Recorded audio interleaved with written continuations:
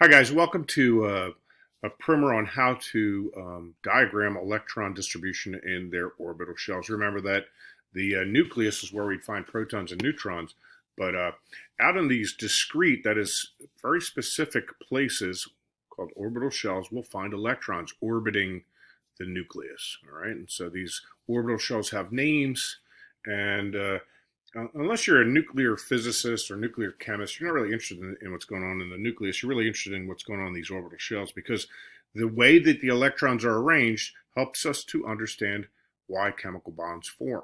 All right, so that's what this is all about. And I remember when I took chemistry, I was just confounded by why certain bonds occurred between different atoms.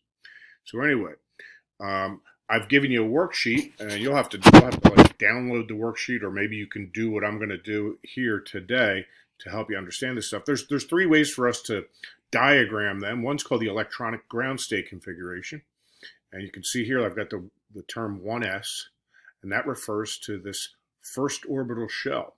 All right, so for hydrogen it has one shell. In fact, you'll see that every atom has a 1s orbital shell. In fact, the 1s orbital shell is the lowest energy shell for all electrons.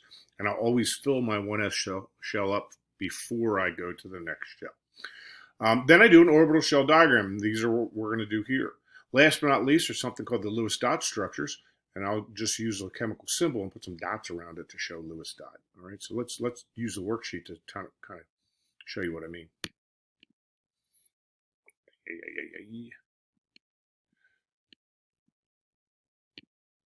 All right, so here's your worksheet, and I've asked you guys to diagram the orbital shells and for each of these, and the electronic ground state and the Lewis dot structure for each. So let's talk about hydrogen, atomic number 1, and hydrogen has atomic number 1, which means it has one proton. Now listen, one of the rules we're going to say is that atoms have the same number of protons as electrons. That's not necessarily true, but that's how, as a novel student of chemistry will work, okay?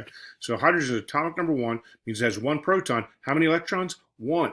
Now, normally I'll do the ground state configuration first, but let's just do the orbital diagram. Here you go. How do I symbolize hydrogen's 1 electron?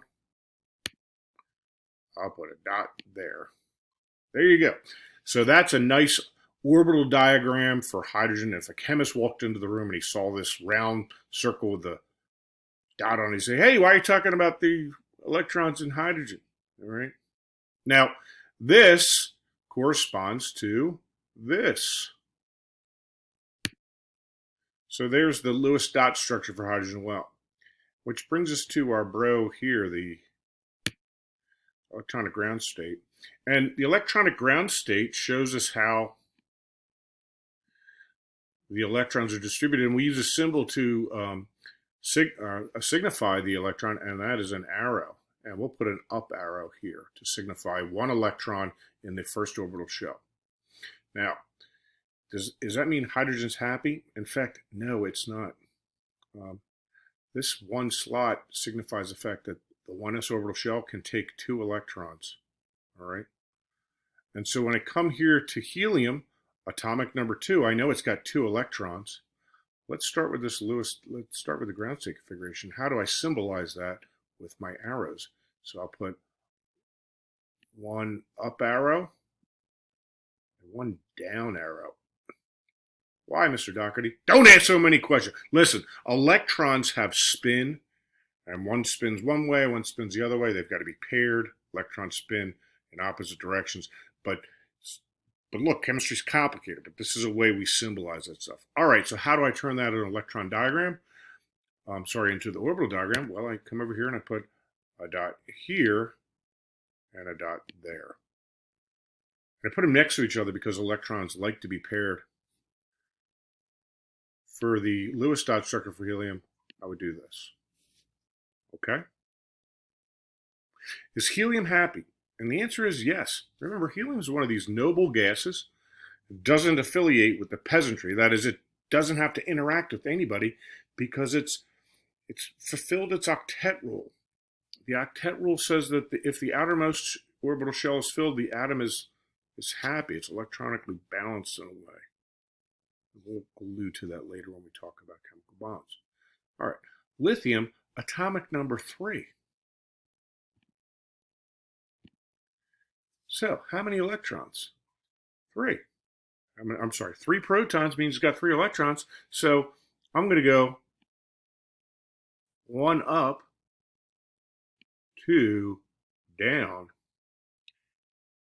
and 3 is up. That's right. I can't put a 3rd electron into the orbital shell here. Got to have another orbital shell. And that second series of shells is the 2s2p shell. And the way I make an orbital diagram for this is to simply say, like, all right, it's 1 up, 2 down, 3's up. Okay? And for lithium, guess what I'm going to have? I'm going to have 3 dots. No, I'm just going to have that. Because the Lewis dot structure just shows you what's happening in the outermost shell. Okay? Beryllium, atomic number 4. 4 protons, 4 electrons. Over here, I'm going to count to 4. This is how you do it. You got to count it. Watch. It's 1 up, 2 down, 3 up, 4. No, it's not 4 down. It's 4 up. In fact, in order for you to start filling in orbital shells, there has to be 1 electron in each one of these shells. All right, so there you go. That's the beryllium distribution. And hopefully you'll see now why you do this first and then this later, because this shows you how to do this. All right, so look, it's 1 up, 2 down, 3 up, 4 up. And you'll notice I'm going to go around these cardinal points of the diagram. Hopefully you're getting it.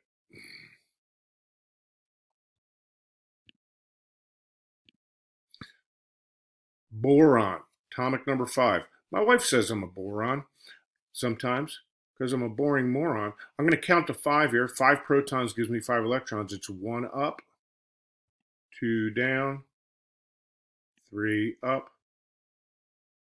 4 up, 5 up. I'm done. Counted to 5. Make them an orbital diagram. 1 up, 2 down, 3 up, 4 up, 5 up.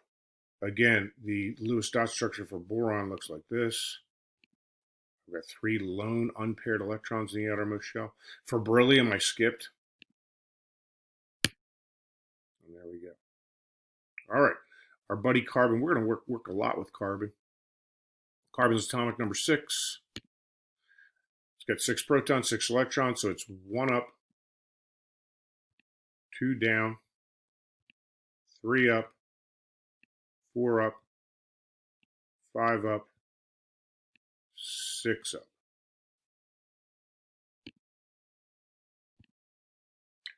Doing my dot structures, it's 1 up, 2 down, 3 up, 4 up, 5 up, 6 up. And carbon's really critically important to us. So it's, look, in its outer shell, it's got 4 unpaired electrons, and that makes carbon pretty unique. It likes to make, guess how many bonds? Is carbon happy? No, it's not. Is boron happy? No. Is beryllium happy? No, not at all. In fact, carbon's unhappy because it needs 4 more electrons in its outermost shell. Hydrogen's not happy because it needs 1 more electron in its outermost shell. So go ahead and fill in. Oh, okay, let's do nitrogen here. Remember, it's atomic number 7. Make sure you know how to do this. Atomic number 7, so it's 7 protons. It's going to be 7 electrons. We'll go 1 up, count to 7, 2 down, 3 up, 4 up, 5 up, 6 up, 7 down, which gives me an orbital diagram that looks like this. 1 up, 2 up, 3 up, 4 up, 5 up, 6 up, 7 down. Hey, guess how many bonds nitrogen likes to make? Well, you should be able to go through and finish the sheet here using these counting rules. And then in our next activity, we'll look at different atoms and the electron distribution and answer the question like, why do certain molecules get together? Why do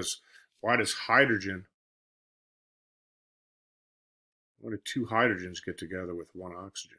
Or why do four hydrogens get together with one carbon? That's it. Good luck.